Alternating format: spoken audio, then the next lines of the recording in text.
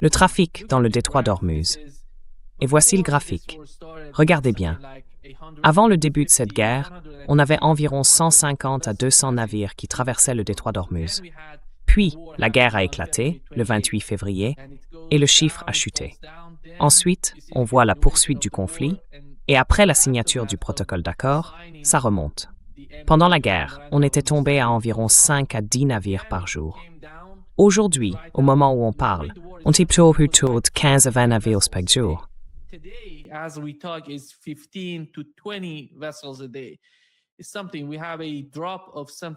C'est quelque chose. On a une baisse d'environ 10%, tu vois. On n'a plus que 10% de ce qu'on avait avant le début de la guerre. Et Donald Trump essaie de dire que tout est revenu à la normale. Ça fait partie du jeu. C'est presque une illustration de ce qui se passe en ce moment.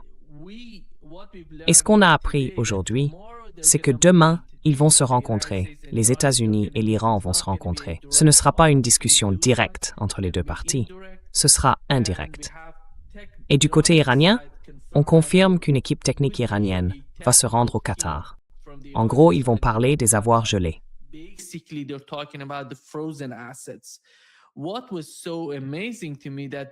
Ce qui m'a vraiment frappé, c'est que les États-Unis ont annoncé qu'ils n'allaient pas négocier, qu'ils n'allaient pas libérer les avoirs iraniens gelés, à moins qu'il y ait des avancées sur le programme nucléaire de l'Iran.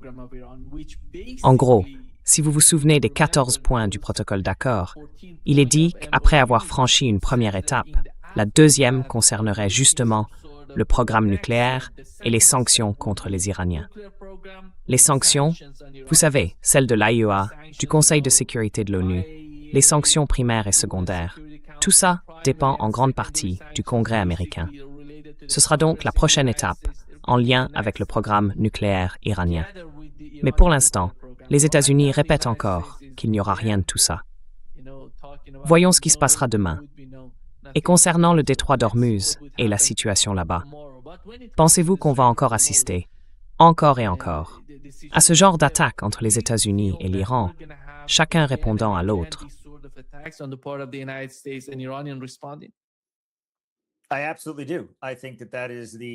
Oui, absolument. Je pense que c'est la situation dans laquelle on va rester, tant qu'il n'y aura pas un changement radical des circonstances permettant de reprendre les négociations avec des conditions différentes sur la table. On va continuer à voir une escalade, puis une accalmie, encore une escalade, encore une accalmie, et je suppose que ça va probablement se produire les vendredis en allant vers les lundis pour manipuler le marché boursier. C'est ce qu'on a vu ce week-end avec les annonces d'attaque vendredi, puis des pourparlers de paix apparemment annoncés hier, et maintenant, on revient à la question de savoir à quoi vont ressembler ces discussions aujourd'hui. Le lundi est déjà presque terminé au Moyen-Orient, on entre dans le mardi. Et à partir de là, que va-t-il se passer? Je peux très bien imaginer que d'ici jeudi soir ou vendredi, on en revienne à Donald Trump et à son administration disant « Eh bien, l'Iran ne veut pas négocier ni discuter. On en a assez. »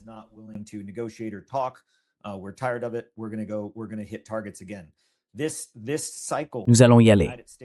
Nous allons frapper des cibles à nouveau.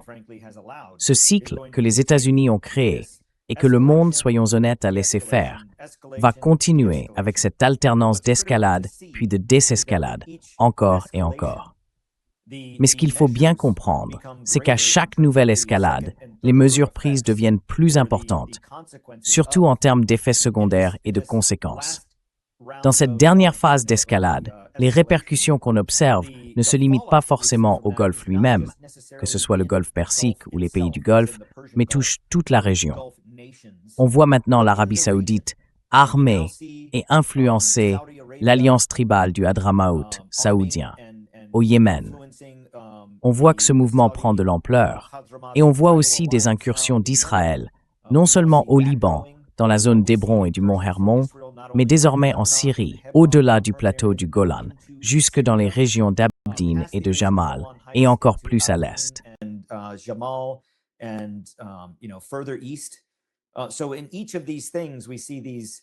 Dans chacun de ces cas, on voit les conséquences les retombées, qui s'aggravent à chaque fois. Je suis donc très préoccupé par le fait que cette escalade devienne de plus en plus large et qu'elle échappe au contrôle de ce que les États-Unis pensent pouvoir gérer sur le plan des négociations. Mais la situation devient encore plus inquiétante, vraiment, pour dire les choses simplement, très préoccupante.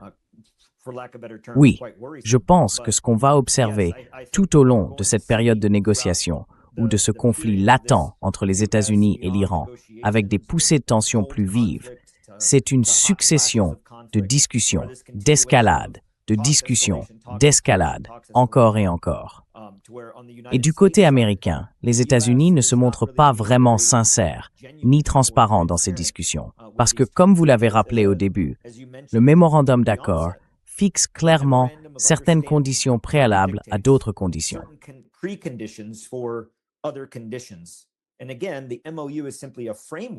Encore une fois, le protocole d'accord, c'est simplement un cadre pour avancer.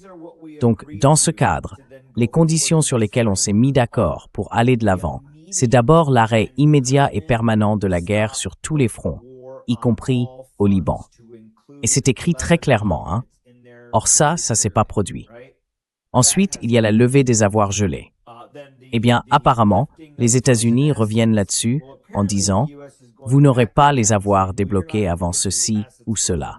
Pourtant, il est bien précisé dans le protocole que les discussions sur la réduction nucléaire, les inspections de l'AIA ou tout autre mécanisme de contrôle nucléaire ne devaient venir qu'après, plus tard.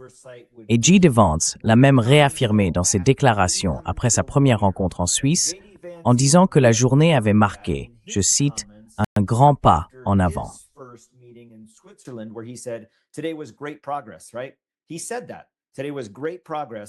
Il a dit qu'aujourd'hui, c'était un grand pas en avant.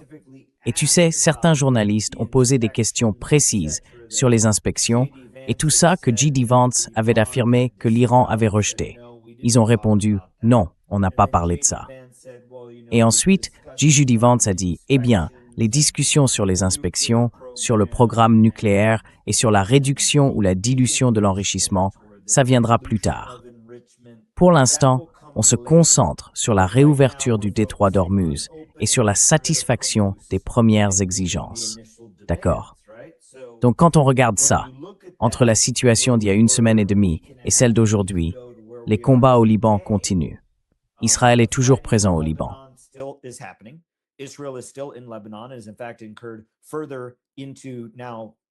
En réalité, ils sont allés encore plus loin, jusque dans le territoire désormais occupé du plateau du Golan, et même en Syrie. Les États-Unis ont frappé l'Iran une nouvelle fois. Les États-Unis n'ont pas libéré ni débloqué ces avoirs gelés. Et encore une fois, ce n'est pas de l'argent que les États-Unis donnent à l'Iran. Ce n'est pas un cadeau, c'est l'argent de l'Iran. Ce sont les avoirs de l'Iran. Donc quand on entend les États-Unis dire « Ah, nous n'allons pas les débloquer », ou quelle que soit la mesure de contrôle invoquée, les États-Unis ont littéralement renié ou trahi chaque aspect de ce protocole d'accord jusqu'à présent, jusqu'à la situation actuelle, en date du 29 juin 2026. Voici le paragraphe numéro 5 de ce protocole. Il dit « Dès la signature de ce protocole, l'Iran fera tout son possible pour assurer le passage sûr des navires commerciaux, sans frais, pendant 60 jours, du golfe Persique à la mer d'Oman et inversement. En gros, il s'agit de la gestion du commerce et de la région par l'Iran. Rien, absolument rien, concernant les États-Unis n'est mentionné dans ce paragraphe. Et pourtant, on voit les États-Unis intervenir et attaquer l'Iran à cause de ce qui se passe là-bas. Ils ont essayé de manipuler la situation sur place. Et ce n'était pas seulement les États-Unis. Le Royaume-Uni indiquait aussi à l'Iran quelle route les pétroliers devaient emprunter pour traverser le détroit d'Ormuz. Voilà le problème. Et encore une fois, c'est une violation de l'article ou du paragraphe 5 de ce protocole d'accord.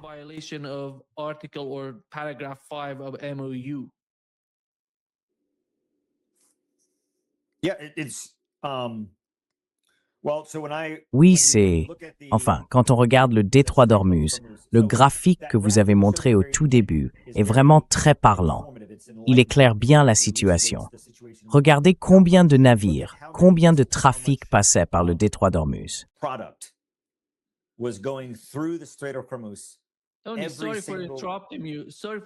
Chaque, pardon de vous interrompre, ce qui s'est passé juste après la signature du protocole d'accord, c'est qu'ils ont pensé pouvoir organiser le côté iranien.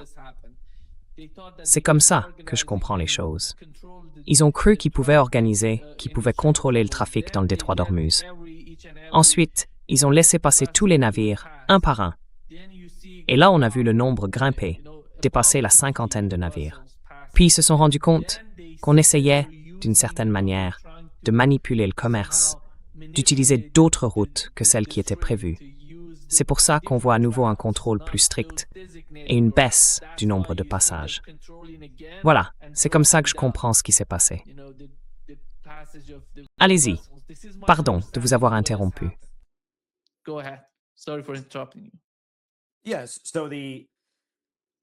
Oui. Alors, l'idée que le détroit soit fermé, réfléchissons-y.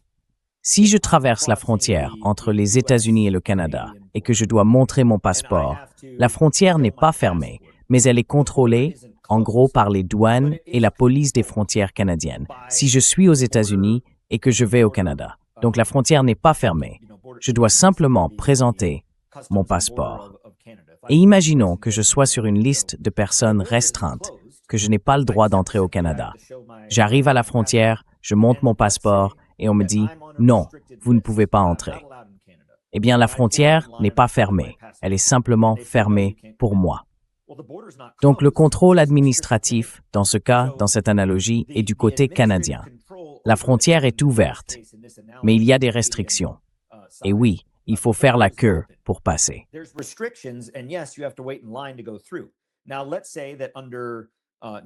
Disons que, dans des conditions normales, le passage des États-Unis vers le Canada, par exemple, si vous avez une de ces cartes de voyageurs connues, vous pouvez simplement la scanner et passer sans problème, parce que vous vivez du côté canadien et que vous travaillez du côté américain, pour ainsi dire. Alors, quand on parle de ça, imaginons qu'il y ait une menace accrue et que la frontière canadienne suspende ce processus. Vous devez alors retourner dans la file d'attente. Eh bien, encore une fois, ce n'est pas fermé. Il y a des restrictions. En réalité, seulement à des moments très précis, et même à vrai dire jamais complètement, la frontière n'a été totalement fermée. Parce que, comme on le voit sur ce graphique, même quand il ne restait que quelques navires qui passaient, ce n'était jamais vraiment fermé.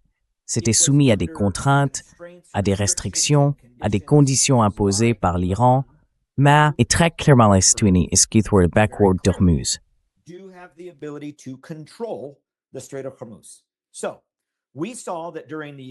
Au début de ce conflit, on a vu que les navires continuaient à passer par le détroit d'Ormuz, dans un sens comme dans l'autre. L'accès était simplement limité pour les navires battant pavillon israélien, américain ou considérés comme soutenant ces pays. Le détroit d'Ormuz n'était pas fermé, il était restreint. Puis, au fil du temps, ces restrictions ont commencé à s'assouplir. On a entendu dire « Bon, ce navire peut passer, celui-là aussi, et d'autres encore ». En pratique, quand de plus en plus de navires ont commencé à sortir, la véritable restriction qui restait, c'était celle imposée par les États-Unis. Et c'est précisément ce point qui est mentionné et traité au paragraphe 4 du protocole d'accord concernant la levée du blocus américain.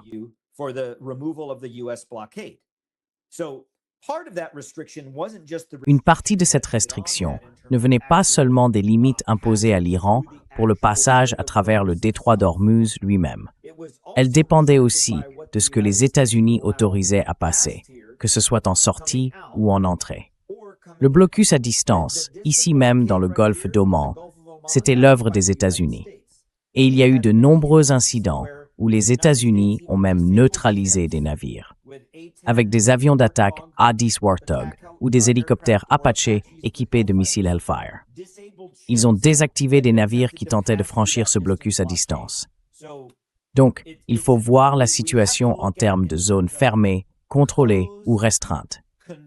En réalité, ce n'était jamais complètement fermé. Il y avait simplement des restrictions.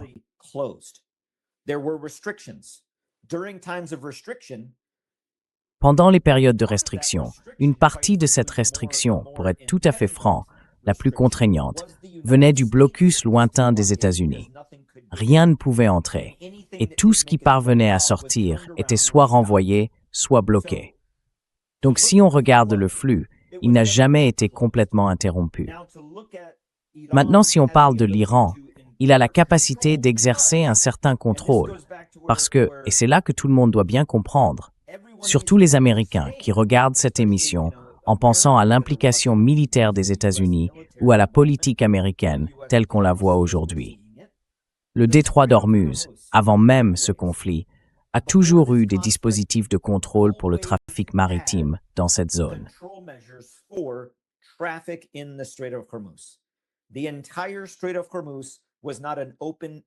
Le détroit d'Ormuz, ce n'est pas une autoroute à 8 voies ouvertes où tout le monde peut passer n'importe comment. Le passage navigable fait environ 20 km de large. Il y a un chenal de navigation d'environ 12 000 nautiques. Ça veut dire qu'il est dragué, entretenu et réservé au passage des navires. On ne veut pas qu'un énorme bateau s'échoue dans des eaux peu profondes.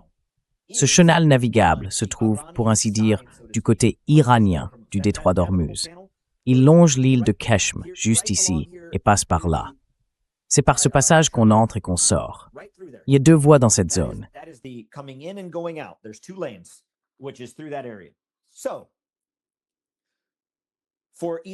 Alors, quand l'Iran dit « Nous, l'Iran, en coordination avec le sultanat d'Oman, allons définir les règles administratives et les procédures d'utilisation de ces 2 voies, et nous allons mettre en place, à l'avenir, des frais liés à l'entretien de ce passage maritime. » D'accord, ça ne veut pas dire que c'est fermé.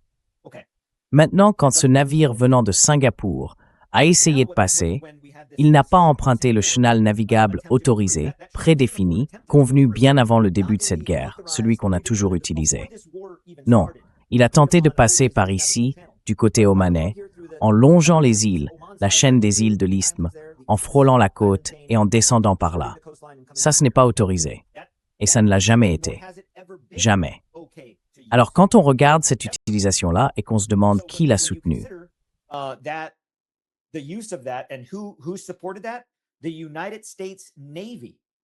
la marine américaine a fourni des avions pour protéger ces navires. Donc, quand on se demande qui essaie de rompre le protocole d'accord, c'est bien les États-Unis. Maintenant, du côté de l'Iran, l'Iran dit très clairement qu'il fera tout son possible pour garantir un passage sûr. Est-ce qu'on a vu des navires commencer à traverser le détroit d'Ormuz pendant cette période où on a dit « D'accord, c'est ouvert ». Oui, on l'a vu. Absolument. Puis Donald Trump est sorti, je crois c'était quoi? Jeudi dernier? Jeudi, vendredi. En disant « Le détroit d'Ormuz est ouvert aux affaires. Tout va bien ». Et même d'après le graphique que vous avez montré, si la moyenne tournait autour de 150, eh bien même après la déclaration de Donald Trump disant « On est ouvert aux affaires », on reste à peine autour de 50. Évidemment, ce n'est pas du tout la même chose.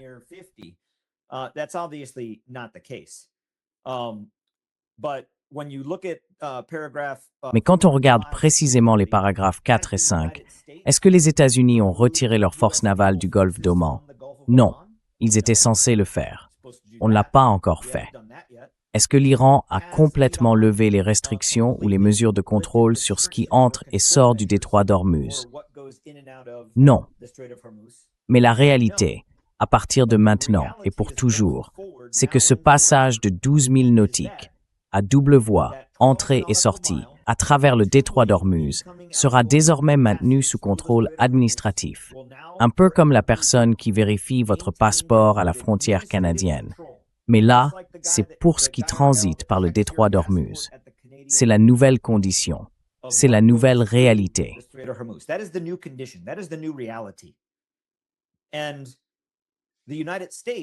Et les États-Unis essaient de revenir là-dessus. Ils tentent de modifier cette clause dans le protocole d'accord parce qu'il y a eu beaucoup de réactions négatives. Vous savez, Donald Trump a signé ce document et tout de suite, il y a eu un retour de flamme. De sa base, des soutiens sionistes, d'Israël aussi, qui ont compris qu'il fallait changer quelque chose. Donc les États-Unis essaient de renégocier, ou en gros, ils ont trahi cet accord. Mais rejeter la faute sur l'Iran en disant « Eh bien, l'Iran a fermé le détroit », et ainsi de suite, ce n'est pas seulement un argument de mauvaise foi de la part de ceux qui le tiennent, c'est aussi factuellement faux. Le détroit d'Ormuz n'est pas fermé, il est sous contrôle. Il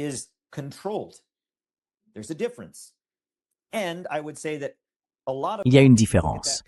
Et je dirais que si on regarde cette période où le graphique descend complètement jusqu'en bas, presque à plat, eh bien, une grande partie du contrôle sur ce qui entrait ou sortait pour le pétrole, ce n'était pas l'Iran qui le faisait, c'était la marine des États-Unis.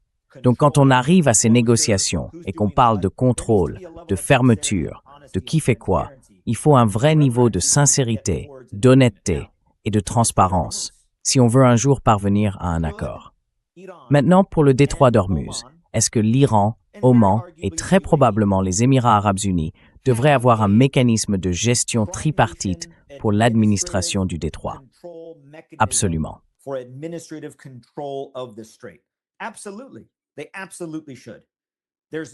Bien sûr qu'ils devraient le faire. Il n'y a aucune raison pour qu'ils ne le fassent pas. Le détroit de Gibraltar a une mesure de contrôle administratif. Le détroit de Malacca, le canal de Suez, le canal de Panama, le Bab el-Mandeb, tous ont des dispositifs administratifs, qu'ils soient gérés par 3 pays, plusieurs pays ou un seul, comme pour le canal de Panama.